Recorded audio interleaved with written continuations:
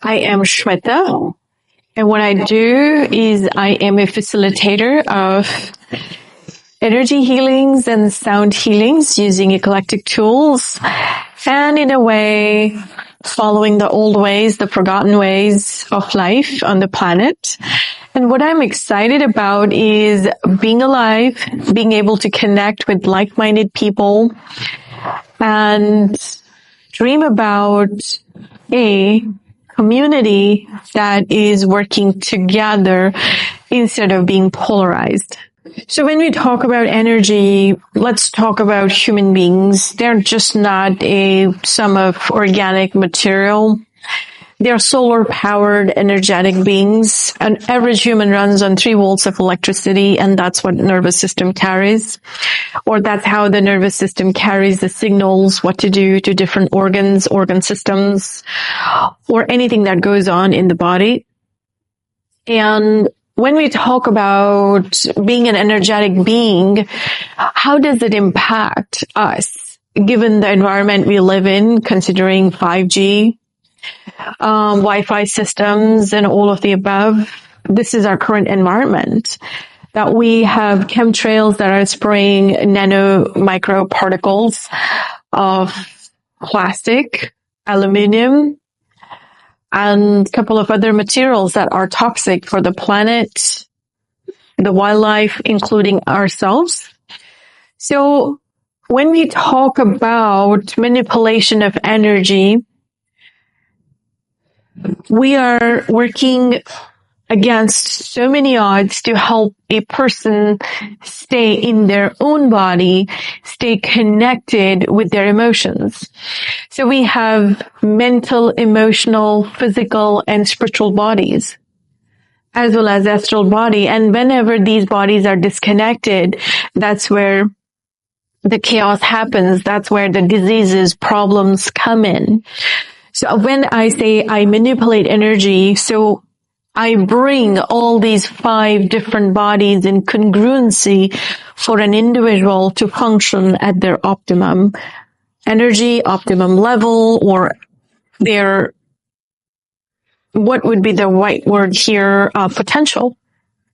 So we are working in order to help an individual to be at their best. And when I say we, whenever you hear me talking we, that means the spirit guides are here, present, and talking through me. I'm a channel also. And what is a channel? A channel is someone who's connected with the cosmos and channel the direct information from the cosmic level.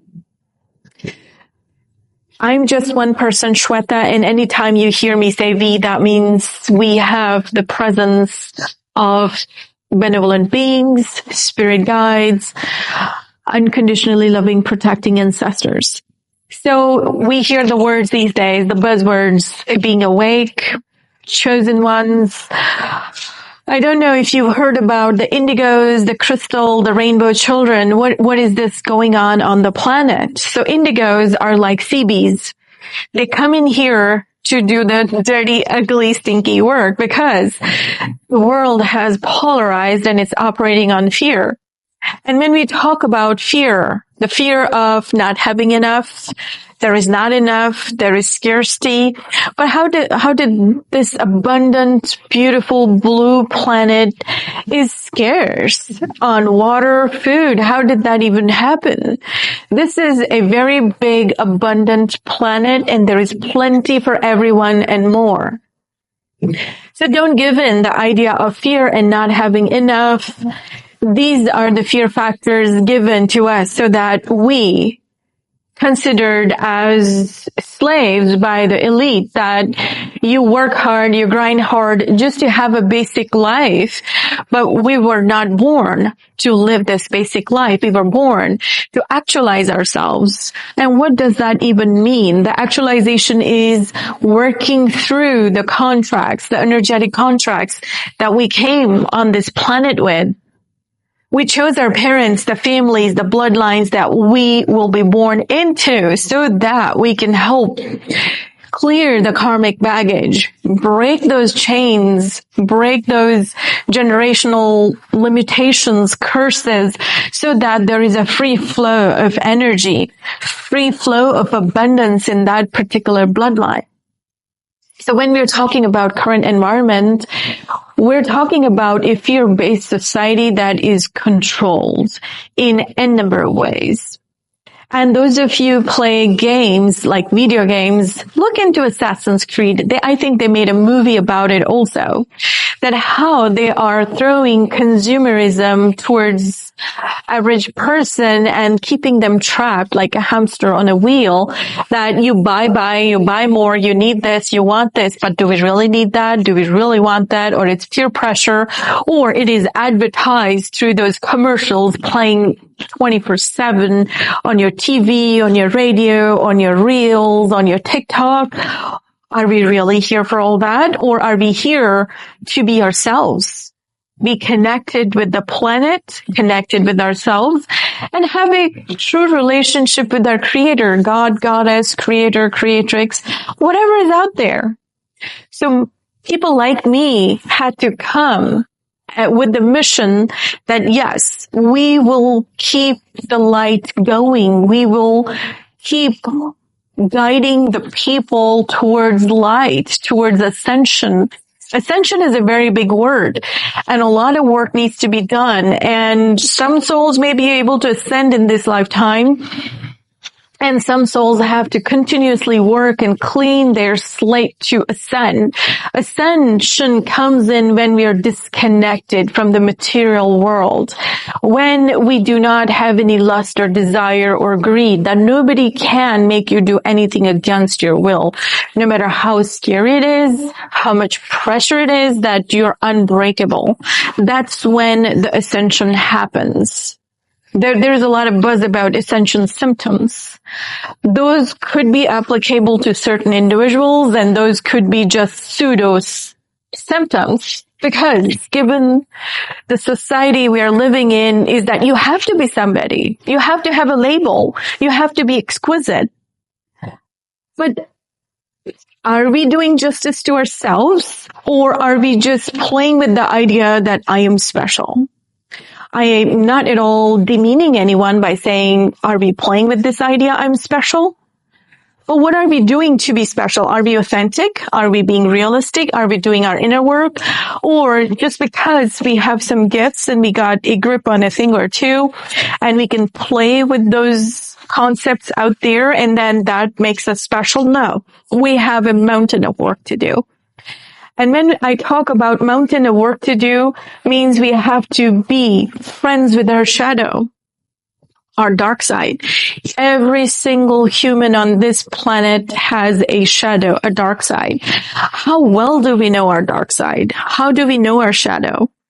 The stronger we are in our shadow work, the proficient we are in that shadow work, the better we are, the better, productive, balanced members of the society.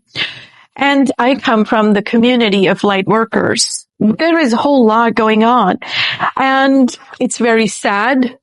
But when we put a lot of light workers down there, it's nothing but same corporate mentality that who's better. We're not here to compete. Nobody's better than anybody. We just have different skill set, different gifts. We're all little pieces of puzzle to make a bigger picture. The idea is to collaborate, come together with the gifts, and give each other respect and space so that we can co-create, induce the idea of life and freedom into every living being. That's why people like me and you are there. If you think you're gifted, you're a light worker, step into your power. Look into the possibilities, the aspects, that why you came here. What kind of generational curses you're breaking? Where is your superpower? What are your roots? What can you draw from your roots? That's the challenge. Once we simplify this challenge, there is no looking back. You will be talking what I'm saying, that let's collaborate and co-create. There is so much polarization out there. And considering that polarization, we are so divided.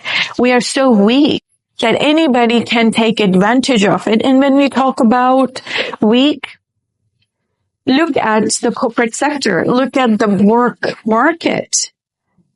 We are told that this is so less.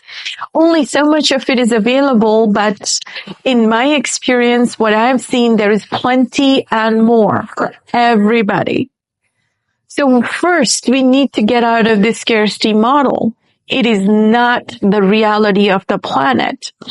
Going back to co-creation or going back to being weak, we can only co-create and collaborate when we are stable in ourselves, when we don't feel insecure, when we feel I'm enough. I am contributing my best. I'm bringing something solid to the table. That's where the collaboration will start. We have to outgrow the polarization, the division. That's how we're going to become strong. And when we're strong, we're able to talk. We are able to have a goal and actualize that goal as a teamwork. One of me cannot do anything, but 10 of me definitely can make a difference. But then we talk about 100 of me, definitely we can make a bigger difference. But there are 1,000 of me or 100,000 of me, we can make an impact, and that impact is needed to help the planet and the life that exists on this planet.